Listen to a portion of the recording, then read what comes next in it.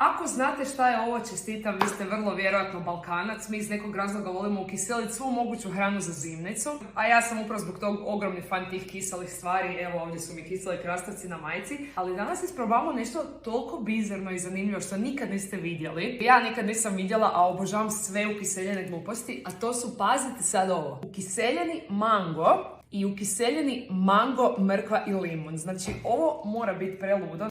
Sad ću to otvoriti, ali by the way, ovo se ne jede ko krastavci iz tegla, ovo se stavlja u rižu, meso, začine, bolove, to je začin koji ti pojača okuse, tako da će biti jako intenzivno. Gledajte koliko je to.